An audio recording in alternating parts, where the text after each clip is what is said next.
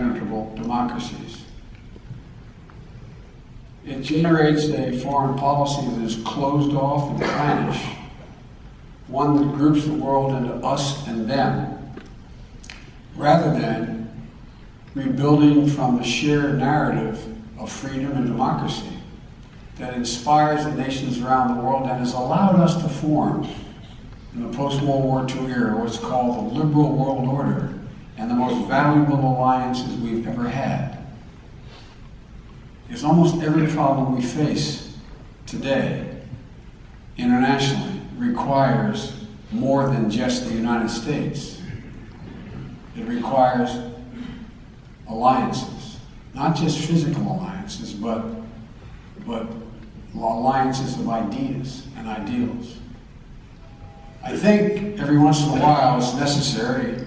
When I ran the first time, there was a period when, just after the fall of George Wallace, I come from Delaware, which was a slave state. Most people don't realize it. The Delmarva Peninsula, Delaware, Maryland, Virginia, two-thirds of which was overwhelmingly Wallace country in 1968.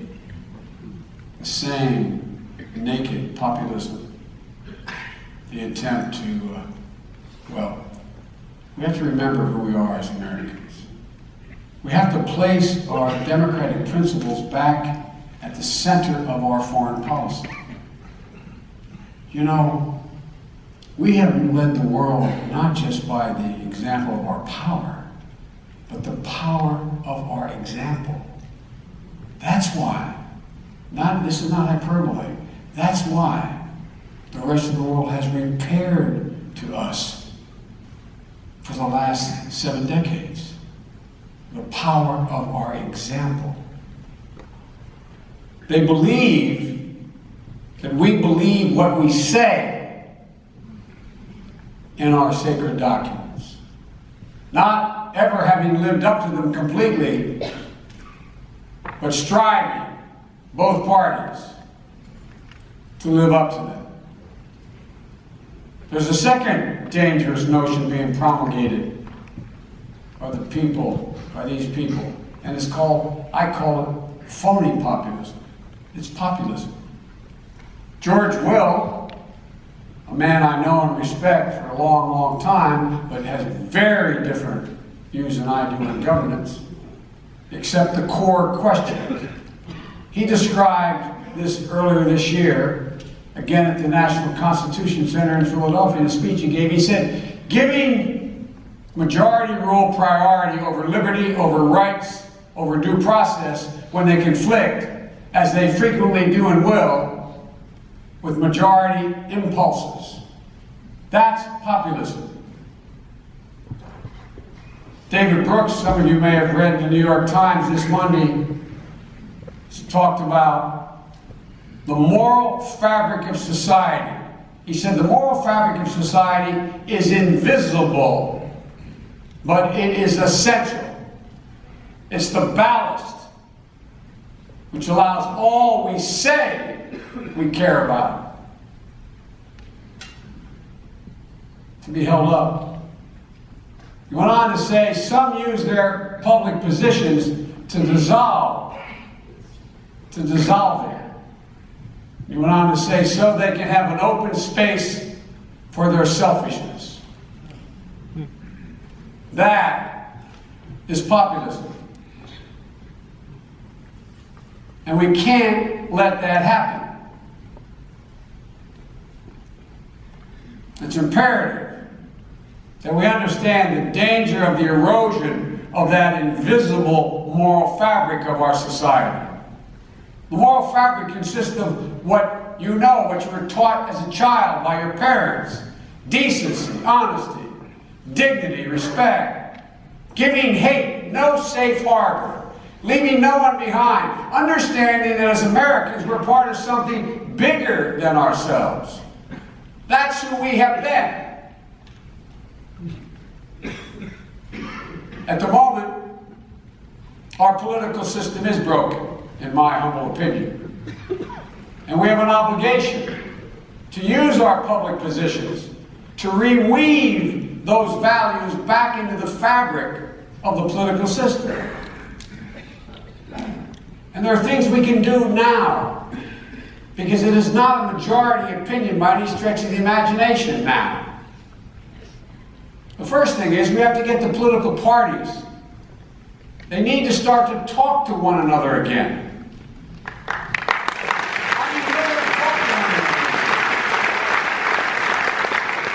Sometimes causes me, as the Italians say, agita. But my reputation is one of being able to bring people together. Now, among some Democrats on the far left, there's this notion, give no quarter, do not negotiate anything. And the same with the far right, because of the nature of the gerrymandering that's gone on. So there's no real contest much anymore because of gerrymandering. Only 45 districts are really toss-up districts. Notice who's beaten in their home districts. They're beaten by primaries, by either on their left or their right. But we're a system that cannot function without consensus. There is no ability. It's not hyperbole. There's literally no ability to move forward without consensus because of the separation of powers doctrine, preventing any one individual or one branch to be able to have the aggrandizement of power to be able to abuse it. And you know, when I first got to the Senate, we were really very divided. The war in Vietnam was ripping the country apart, families apart. The women's movement was viewed as some radical effort on the part of guys like me and the women who were involved in it. The environmental movement was viewed as an attack on corporate America and our financial stability. When I got there, all the old segregationists were still there. James East on the Mississippi, Herman Talmadge, Sam Irvin, Harriet Byrd. I go down the list. But as much as divided we were, we actually got things done. We actually got things done. One of the things that used to exist, we used to know one another. I'm not being facetious now. Think about it in all your enterprises or your personal relationships. It's awful hard for me to really dislike you and view you as the enemy instead of the opponent if I know, God forbid, you're suffering from cancer. Or if I know your wife is very ill, or your child has a drug problem. Not a joke. Think about it. These are all politics is a logical extension of human nature. That's all it is. It's all personal. So it's hard for me to look at you like happens today and say, you are unethical, you are in the pocket of, you are doing this because you are immoral. That's the invective that's thrown around today. Because we don't know. Ask your congressmen or senators. Ask them how many Republicans or Democrats, whichever party they're not part of, how many they know, actually have a friendship with. Every time there was a crisis in the last 8 years with the Congress, I'd get sent up to Congress. And was able to work out most of them out. It's because everybody knows up there, I respect them, and I learned a lesson when I was a young kid in Congress. I got elected in '72 on the 3rd of November, December 18th. My wife and 3 children were Christmas shopping, and a tractor trailer broadside and killed my wife and killed my daughter. And put my 2 sons in the hospital for a long time. They weren't expected to live. I didn't want to go to the Senate. I wanted no part of it. My brother, who was younger than me, was working with a Democratic elected governor who was going to replace me. And a group of senior senators came to me, both parties. A guy named Saxby, a Republican from Ohio, Teddy Kennedy, Hubert Humphrey, Tom Eagleton, a guy from South Carolina, Fritz Hollings, and others, and Mike Mansfield, the leader. Iron Mike, and more integrity with his little finger than most people have in their whole body. He said, come down just for 6 months. Help us organize. And I was so naive. We had 58 Democratic senators and a Democratic governor and appointed Democrat in my place. They didn't need me to organize anything. But I didn't know any, but they saved my sanity. I went down, and I used to have to go once a week on Tuesday afternoon at 3 o'clock to the majority leader's office to get an assignment. No senators get assignments. No, none. But I'm the first senator I ever knew, so I'm joking. So I'd show up, and I realized after about 5 weeks that Senator Manson was just taking my pulse to see how I was doing, dealing with the tragedy that just happened. And I remember it was the 3rd week in May, I walked on the floor of the Senate, and you see, when you look at C-SPAN, you know that big gold-grated door that goes in, those double doors that go into the Senate, and you walk down into the well of the Senate. And I used to go always, before I would go to see Senator Mansfield, his office on the other side, I'd walk in to find out when the last vote was going to be so I could get in the train to go home and see my kids.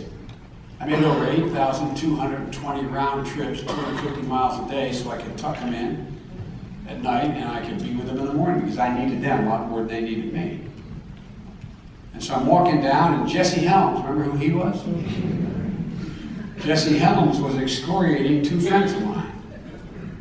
One was still my close friend, Bob Dole, a Republican, and Teddy Kennedy, who died of the same brain cancer my son just died from. And they had introduced the precursor for the Americans with Disabilities Act. And he was saying, we have no obligation to use the phrase then, the handicapped. It is confiscatory to ask a business to have a ramp to get into their building. It went on and on. And I thought it was heartless. But I sat in front of Senator Mansfield for my assignment. He looked at me and he said, what's the matter, Joe? And I went on and I excoriated Jesse Helms. I said, he has no social redeeming value. How can he have no heart like this? How can he do this? And he looked at me, very, very quiet. This is without a scintilla of exaggeration. He said, Joe, what would you say if I told you that in December of 1970, Jesse and Dot Helms were sitting in their living room in Raleigh, North Carolina, reading the Raleigh Observer. It was a picture of a young man with steel braces from his chest down to both legs and 2 steel crutches. 14 years old, standing and looking out and saying, all I want for Christmas is someone to love me and take me home. He said, what would you say, Joe, if I told you Dot Jesse Helms adopted that young man as their own? I said, I'd feel foolish, Mr. Leader. He said, well, they did, Joe. And he said, I've learned a lesson a long time ago.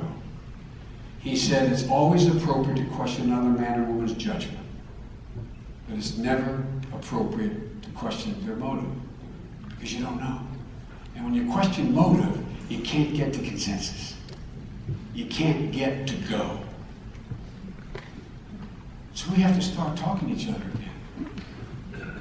Drop this idea that the opposition is the enemy. This is the United States of America.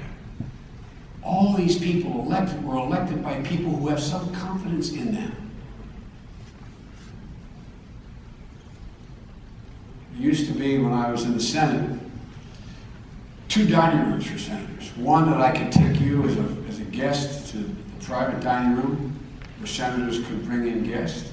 And right across the hall was another one that was totally private, only senators could eat. It was a buffet with 2 big tables. And we'd sit there and we'd talk.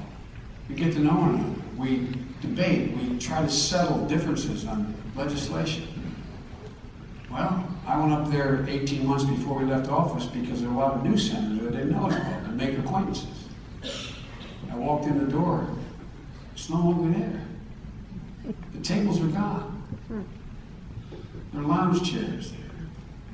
There's no place in the Capitol. Hear me now. No place in the Capitol. 2 senators or 4 senators or 6 senators can sit down and have lunch together and talk. You got to turn it around. And we can't turn it around. The second thing we have to do to deal with these two, they're trying to advertise themselves as ideologies, these two strands of nationalism and populism that we've seen in history before. We need to listen to the American people again and respond to them. I'm including my party now as well. My dad used to have an expression saying, Joey, I don't expect the government to solve my problems, but I do expect them to understand them. My dad was an elegant, graceful, high school educated man who was well read. The definition of a gentleman, which is do no harm. That was my dad. Well, we got to start to listen again, particularly the middle class. What happened after this election? But for 72,000 votes, we wouldn't be having this conversation. I'm just putting it in perspective here. It's not like there's been a tidal wave here. But, fair and square, the other team won. Well, who knows what Russia did. But all kidding aside, it's what it needed to be. The results were ones we should abide by. And, but if you think about it, there is this, if you listen to the debate about what happened now, you hear about there are all those white, angry guys where I'm from. Pennsylvania, Ohio, Michigan, Wisconsin, the Midwest, and some few southern states. High school educated white folks. And they're prejudiced. That's why we lost. Let me get something straight with you all. A black man with me with him won all of those states. Twice. Twice. It's not about race. The same racists who were there 4 years ago and 8 years ago are still there, but they're in a distinct minority. Some of you may have experienced this. After the greatest recession short of a depression we had, a lot of middle class people got wiped out. Wiped out. And as the market came back, there weren't any part of it. There was no great, this is not a, 50 billionaires or ruin everybody's life argument. But people, when they lost their homes and lost everything, they didn't get back in homes. So when property values came back up, they didn't get the benefit of getting back on their feet. Or if they had a little bit in the stock market, they didn't get back in. They didn't have the benefit. It's neither good nor bad. I'm not making a moral judgment. But the end result was they got hurt. And then, I'm always quoting Irish poets, my colleagues tell me, and I think I do it because I'm Irish. I do it because they're the best poets. And there's a poem called Easter Sunday 1916 about the first rising in Ireland. William Butler Yeats uses the phrase, he says, all's changed, to describe his Ireland in 1960. All's changed, changed utterly. A terrible beauty has been born. For working class and middle class people, all's changed. It's called Moore's Law, digitalization, artificial intelligence, globalization. An awful lot of people are being left behind. They're not bad folks. Do you realize the only cadre of people in America where the life expectancy has been declining the last 6 years, last 4 years? Are white males between the ages of 40 and 49. Highest suicide rate of any cadre of people. Highest divorce rate. Highest abuse of drugs. Not the hood, in that category. Because they look out there and they think, what's going to happen to me? Think of the 600,000 truck drivers out there. You're a truck driver making a decent wage. You're making 60, 70, sometimes 80,000 bucks a year, busting your rear end. What do you think your prospects are if you're 40 years old to be driving 10 years from now? What do you think? These people aren't stupid. They see the things they were doing before, and it's not, we shouldn't slow things up. But they look out there and say, well, what's my job going to be? My dad used to have an expression. He said, Joey, after he moved from Scranton, he never worked in the coal mines, but Scranton, when coal died and gas came along, we moved down to Wilmington, Delaware. There were real jobs. But like many of you, I lived in a family where there was a recession. Somebody in my neighborhood, somebody in my family lost a job. They get it back, but that was the nature of where, and a typical middle class, no Horatio Alger story, none of that. Three bedroom split level home, 4 kids, and usually one relative. Not joking. But look, there's a lot of people out there the same way now. My dad used to say whenever he loses a job, he said, Joe, remember, a job's about a lot more than a paycheck. It's about your dignity. It's about respect. It's about your place in the community. And then he said, Joe, it's about being able to look your kid in the eye and say, honey, it's going to be okay. Go back to your old neighborhoods.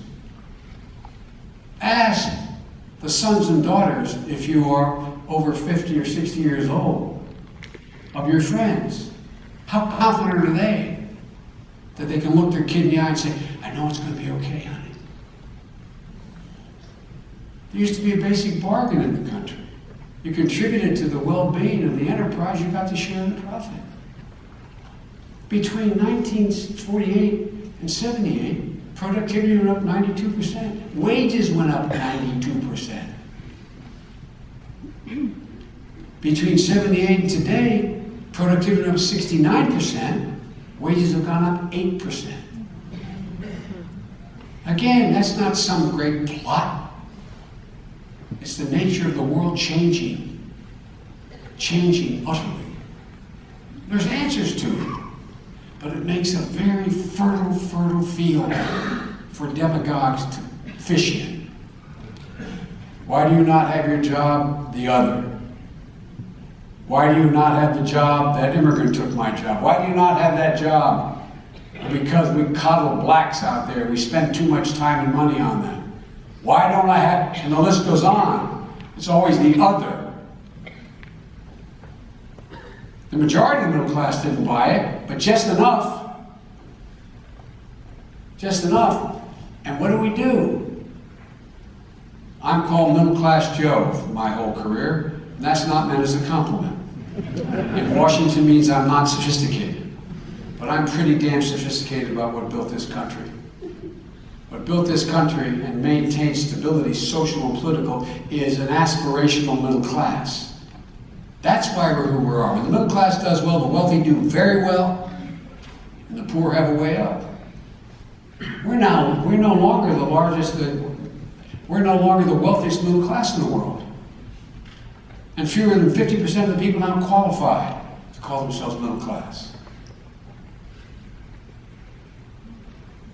To be middle class, it's not a number. It's a value set. It's an aspirational notion. We can take care of it. Any of you have children college age or grandchildren you're helping? Raise your hand. Not easy, is it? If you're in a private college, I have a granddaughter, my oldest, the love of my life, named after my deceased daughter, at Columbia, $84,000 a year. I have another granddaughter at the University of Pennsylvania, $76,000 a year. I went to a state university. It's too long ago to be relevant, but I went to a state university. Delaware. But now, in-state students, it's going to cost you 30 grand. I, like many of you, worked my way through, but minimum wage you could actually impact on. Credit hours were $30 an hour. You can't today. And it keeps going up. You got 3 kids. You live in Los Angeles. You want to work. You're a woman, 2 families, 2-wage earner family. What's daycare cost you? Responsible daycare, 20 grand a year. That's the average. How do you do it? So what we should be doing is talking about their genuine concerns, not chalking them off like they're a bunch of dummies. There's no reason why the whole country shouldn't do what you just did in California and make community college free for everybody. None. By the way, just to put this in perspective, if in fact we had community college for only those who qualified, free, it would go from 6 million in community college to 9 million. That would increase, for every econometric model, productivity by 0.2%, the GDP. That's $1 trillion over 10 years. It costs a lot of money. It costs $6 billion a year. There goes big spending Biden, the Democrat. Well, guess what? When Reagan was president, 1984, there were $800 billion worth of tax expenditures, taxes not collected. The rationale being to either increase productivity, we encourage you to take risk and/or capital gains, and/or you went out and we wanted you to do something socially good, charitable contributions or mortgage deduction. You know what it is today? $1.35 trillion a year not collected. If I just eliminate one of them, that's not punishment to anybody. It's called stepped up basis. I hope a lot of you know what it is. I didn't. I've been listening to the poorest man in Congress my entire career, for real. When I filed my financial disclosure for the United States vice presidency, the headline of the Washington Post said, quote, "It's probable no man has ever assumed the office of vice president with fewer assets than Joe Biden." Assuming they were not talking intellectual. It's because I made a promise because I wanted to be independent, that I had never owned a stock, I'd never owned a bond, I'd never be involved in any business venture whatsoever, and I would never accept an honorarium. So, I kept my promise.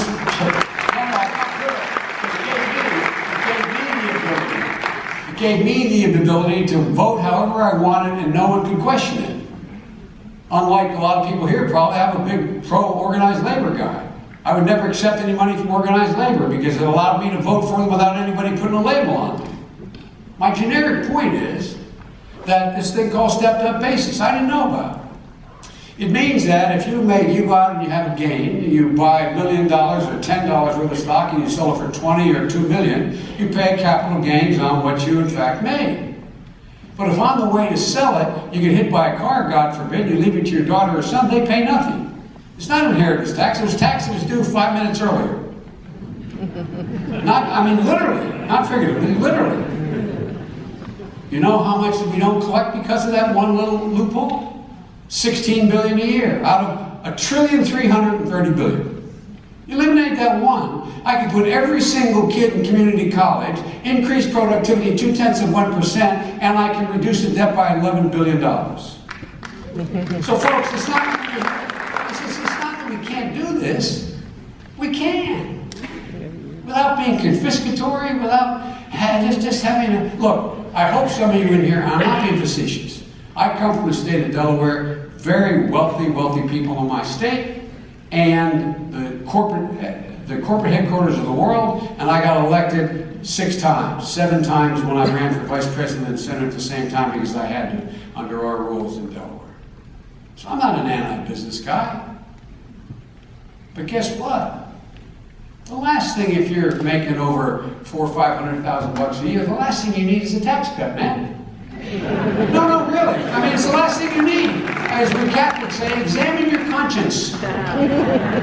Do you really think you need a tax cut? But we know who does. The people you grew up with. The people who are struggling. Trying to get back into a house. Trying to pay for tuition. Trying to make sure they can work and still have their kids taken care of. But we don't talk to them anymore. Because Democrats are afraid to make the folks in Silicon Valley angry. And Republicans are afraid to make Wall Street angry. It's not right. So if we start to talk, if we come up with rational alternatives, people understand. They don't expect to be given anything. Except an even shot, man. The third thing it seems to me we have to do, and I'm going too long here, the third